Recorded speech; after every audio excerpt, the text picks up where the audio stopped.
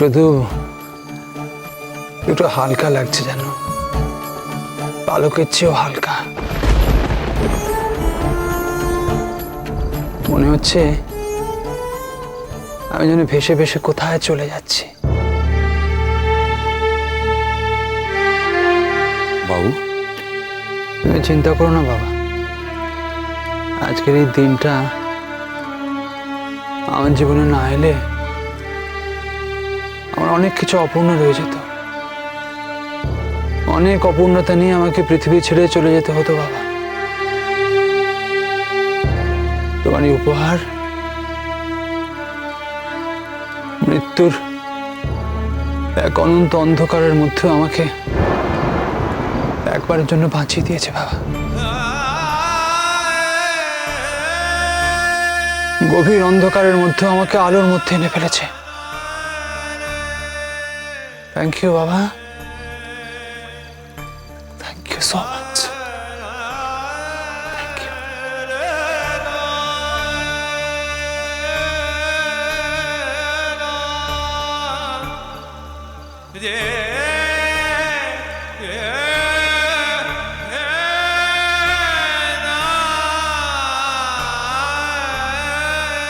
বুঝছি বাবু, বড় দাদা বাবুর জ্বরটা তো কমছে কি না রে? কাল আমি ওকে ডাক্তারের কাছে নিয়ে যাব। আজই তো মুখ মুখ কতবারের লিগে বললাম, কিন্তু কিছুতেই ডাক্তারের কাছে যাওয়ার লিগে রাজিটাই হলো না। বলছে ডাক্তার লাগে কিছু করতে পারবে না। আজ রাজি হয়নি, কাল রাজি হবে। আর দাদা ভাই রাজি হচ্ছে কিনা সেটা তো আমি দেখবো না, দরকার হলে জোর করে ধরে নিয়ে যাবো। মোল্লা মোল্লা এবার দেখ কেমন যেন ডরটা লাগছে উঠছি বাবা। খালি মনটা যেন কেমন বলছে। উঠছে বাবু, তোলা আর দেরিটা করিস না, বুঝেছিস? কাল কাল সকালবেলা যত তাড়াতাড়ি সম্ভব না বড় দাদা বাবুকে ডাক্তারের কাছে নিয়ে যা। মোল্লা কেমন কেমন ডরটা লাগছে, মনে হচ্ছে যে এবার হয়তো আর বড় দাদা বাবুকে মুদিকের কাছকে ধরে রাখতে পারবো না। বোকার মতো কথা বলো না তো। উঠছে বাবু, তো মোর পড়তে গোছাটো কর কেনে, কিন্তু মোর মনটাতে যে ডরটা বাসাবে দিচ্ছে সেটা মো তোকে ছাড়া কাকে বলবো বলতো? বৃষ্টিতে ভিজেছে, শরীর উইক ছিল, একটু স্ট্রেন গেছে, তাই বাড়াবাড়ি রকমের জ্বর এসছে। জেনারেল মেডিসিনে কমছে না, ডক্টরকে দেখাতে হবে। কোনো স্পেসিফিক মেডিসিন যদি দেয় তাহলে ঠিক হয়ে যাবে। তোর কথাটা যাতে ঠিক হয়ে উঠছে বাবু। মোলা একটু জিনিস ভেবেছি, কি বলতো? কি? মো ভেবেছি যে কালকে তোদিকের সঙ্গে মোর ডাক্তার বাবুর কাছকে যাব। তুমি কি করে যাবে? তুমি তো কাল অফিস আছে বললে না? এ আনছে তো, কিন্তু মু বলে এসেছি যে মু কাল অফিসটাতে যাব। কার উপরে দায়িত্ব দিলে? ওই দিবাকর ঘোষের উপরে। আর তুমি তো বলছিলে কিনা তোমাদের জরুরি কাজকর্ম চলছে এখন। চলছে তো, অডিটটা চলছে। মো নতুন অফিসারটাকে ফাইলটা দিয়ে সবকিছু বুঝাইন দিয়ে এসেছি। বলেছি যে যদি কোনো দরকারটা হয় তাহলে মুখে ফোনটাতে যোগাযোগ করে নেবে। কথা বলে এসেছো তো? হিরে, মু বলেছি যে মু আসতে তো পারবো না। মু বড় দাদা বাবুর অসুখের কথাটাও বলেছি। বাহা, একজন বাইরের লোককে এত তাড়াতাড়ি এত কথা বলতে গেছো কেন বলো তো? সে তোমার অফিস কলিগ, একটা প্রফেশনাল রিলেশন মেনটেন করতে হয়। এত ভেতরে কথা বলা দরকার কি? এত ফ্যামিলির বিষয়ে কথা বলা দরকার কি? মোর ছুটিটা লাওয়া দরকারটা ছিল, আর এখন ছুটিটা লাওয়া সত্যি খুব অসুবিধা আনছে। আর মু ভাবলাম যে মু যদি এখন ছুটিটা লি তাহলে ও যদি ভাবে যে মু এমনি এমনি ছুটিটা লিচ্ছে, তার লিগে মু। শহরের কতগুলো নিয়ম আছে বাহা। শহরে থাকতে গেলে, শহরে কাজকর্ম করতে গেলে সেই নিয়মগুলো শিখতে হয়, জানতে হয়।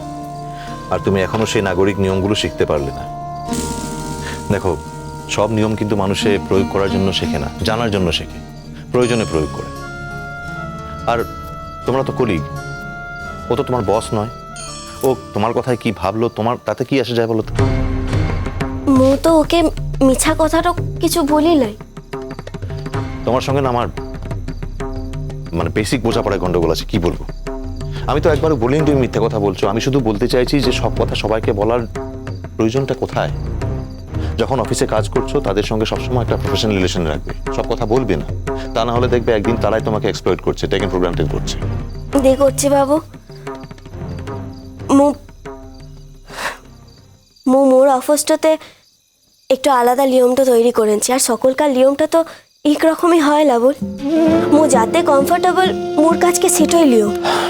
দেখো ভাই, এইভাবে চাকরি করা যায় না। আমি শুধু এই ইস্যুটা নিয়ে বলছি না, আমি ইন জেনারেল বলছি। চাকরি করতে গেলে একটু ক্যালকুলেটিভ হতে হয় মানুষকে। মো পারবো ক্লা, তাতে যদি মোর চাকরি করাটা লা হয় লা হবে। মু কোনো অন্য কামটা করবো যাতে মো কমফর্টেবল লা সিটও মোর ভেতরতে চাপাই দিতে পারবো ক্লা। তোমার সঙ্গে না কথা বলে কোনো লাভ নেই। ঠিক আছে, ছাড় কিনা। বলছি যে মোরা সকালতে ডাক্তার বাবুর কাছকে কখন যাব? কাল সকালে উঠে কথা বলবো, 10টা নাগাদই বেরিয়ে পড়তে হবে।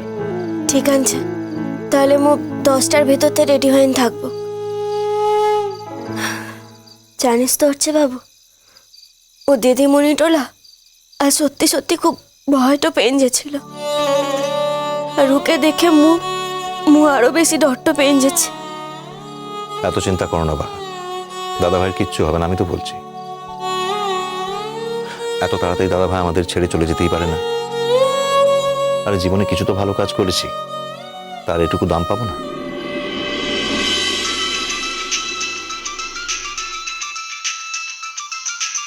এত রাতে আবার কার ফোন বাজছে?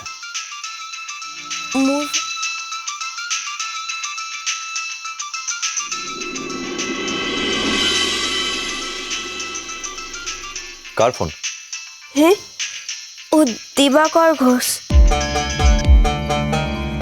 হ্যালো হ্যালো, বলছি যে কালকে একটা এমার্জেন্সি মিটিং আছে হেড অফিসে 10টার থেকে 12টা। আমি সন্ধ্যাবেলা খবরটা পেলাম, আপনাকে বোধহয় ইমেল করেছে। আপনি কি মেলটা চেক করেছেন? লাভ, মু তো অফিসটা থেকে ফিরে মেলটা চেক করিলাই। আসলে মোর ফোনটা তোলা মেল চেক করার ব্যবস্থাটা লাই, কম্পিউটার ছাড়া মেলটা চেক করা যায় না।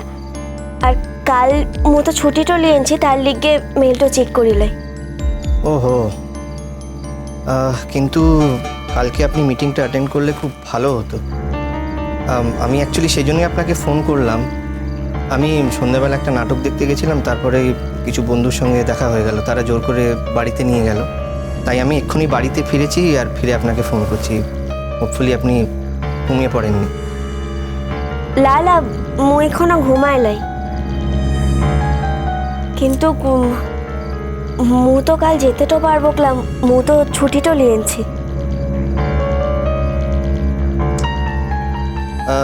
দেখুন না, আপনি যদি একবার 2 ঘন্টার জন্য ম্যানেজ করতে পারেন, মানে এই মিটিংটা খুব ইম্পর্ট্যান্ট। আপনি একটা কাজ করুন, আপনি মিটিংটা অ্যাটেন্ড করেই বেরিয়ে যাবেন, তারপরে আমি বাকিটা ম্যানেজ করে নেব। কিন্তু মু তো আগুতেই বলেছি যে কাল কিসের লিগে মু ছুটিটা লিচ্ছি। দেখুন, আমি আপনাকে রিকোয়েস্ট করছি, কারণ এটা তো আমার নতুন প্রজেক্ট, আর এই প্রজেক্টের এটা আমার প্রথম মিটিং। তাই আমি সব প্রশ্নের উত্তর হয়তো ঠিকঠাক দিতে পারবো না, আর আমার মনে হয় যে আপনার জন্য এই মিটিংটা খুব ইম্পর্ট্যান্ট। আপনি দেখুন না, 2 ঘন্টা যদি অ্যাডজাস্ট করতে পারেন। কিন্তু মোরও তো 10টা থেকেই কাম। আচ্ছা, কাজটা কি একটু পেছনে যায় না? শুনুন, এটা আপনার অফিস আওয়ার্স নয় যে আপনি একজন কলিগকে ফোন করছেন না দাঁড়াতে, যিনি একজন মহিলা এবং ফ্যামিলি পার্সন। আপনি কি সমাজের কোনো নিয়ম জানেন না, না মানেন না, কোনটা? এক্সকিউজ মি, আপনি কে বলছেন? আমি বুঝতে পারছি না। রাত 12টার সময় একজন বিবাহিতা মহিলাকে ফোন করেছেন। তার ঘর থেকে তখন তার স্বামী ছাড়া আর কে ফোন ধরতে পারে বলে আপনার মনে হয় বলুন তো?